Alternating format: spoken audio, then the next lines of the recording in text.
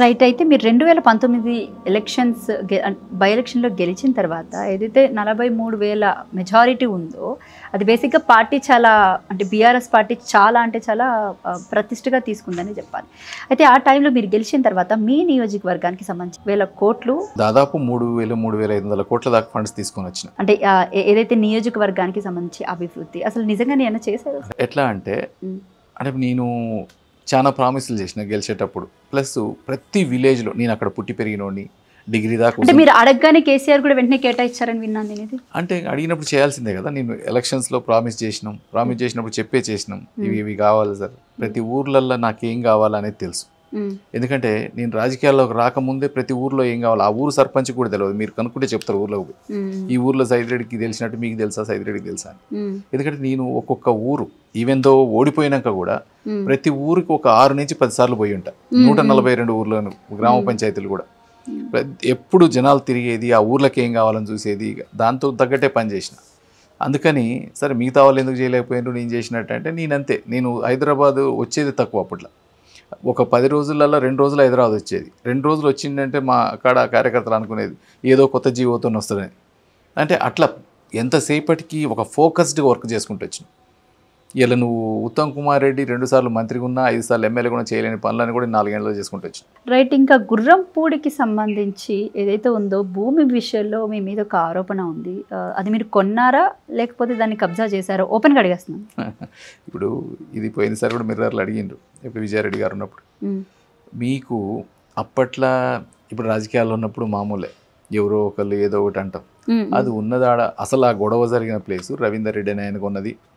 దాని మీద కేసులు పెట్టించి కొంతమంది లంబాడీస్ మీద కేసులు పెడితే వాళ్ళకి బెయిల్ తిప్పించింది కూడా నేనే, తీసుకొచ్చింది కూడా నేనే. తర్వాత ఏదో పొలిటికల్ కోసం ఏదో అప్పటికప్పుడు ఏదో గెయిన్ కోసం చేసిందే తప్ప అది నిజమేం లేదు దాంట్లో. సార్ నేను మళ్ళీ అడుగుతున్నాను, బనకచర్ల విషయంలో బీజేపీ పార్టీ స్టాండ్ అసలు ఎటువైపు? అంటే ఇప్పుడు బీజేపీ స్టాండ్ బనకచర్ల అనేది ఉంది. మనము ఒకటి తెలంగాణ యాజ్ ఏ తెలంగాణ ఇటుగా తెలంగాణ కాపాడాల్సిందే. తెలంగాణ జలాలు తెలంగాణకి ఏదైతే రావాల్సిందో లీగల్గా అవన్నీ రావాల్సిందే. అంతేగాని ఏదో ఇప్పుడు మీరు అడిగే క్వశ్చన్ ఎందుకంటే అవతల టీడీపీ ఉంది, యువతల కూటమి ఉంది, అక్కడ అందుకని కూటమి ఉంది దానికోసం అట్లా ఏ రోజు రాజీ పడ్డది లేదు బీజేపీ అనేది. ఎక్కడ కూడా ఎక్కడికున్నా వాళ్ళ వాల్యూస్ కాపాడాల్సిందే. దేశం కోసం రాజీ పడేది లేదు, రాష్ట్రాల కోసం రాజీ పడేది. ఇంకా బీసీ రిజర్వేషన్స్ విషయానికి వస్తే బేసిక్గా ఆర్డినెన్స్ వచ్చింది.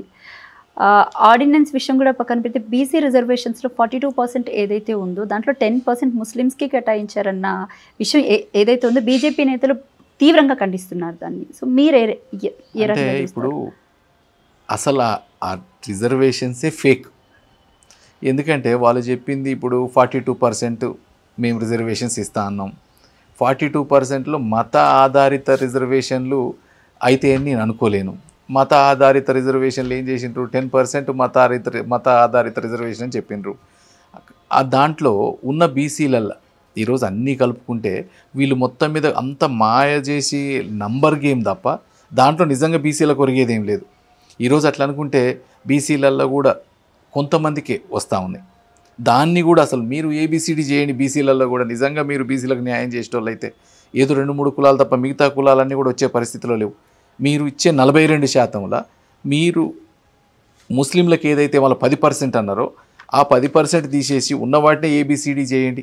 ఏబిసిడి చేసి ఎవరైతే బీసీలలో ఇప్పటిదాకా కొన్ని క్యాస్ట్లు అసలు అధికారాన్ని నోసుకొని క్యాస్ట్లు ఉన్నాయి వాళ్ళందరూ కూడా వచ్చేటట్టు చేయండి.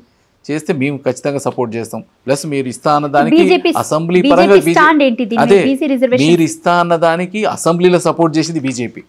కానీ మీరేమో మళ్ళీ ఆర్డినెన్స్ ఒకటి తీసి 42లో 10% బీసీలకు అని చెప్పి మీరు వేసిన లెక్కలు కూడా అసలు బీసీ గణనే తప్పు. మీరు ఏదైతే అంతకుముందు కేసీఆర్ గారు చేసిన దాంట్లోనేమో 56% ఉంటారు, ఈడికి వచ్చేసరికి 52% ఉంటారు, 51% ఏదో అంటే 5% తగ్గించిండ్రు మీరు. అంటే ఇప్పుడు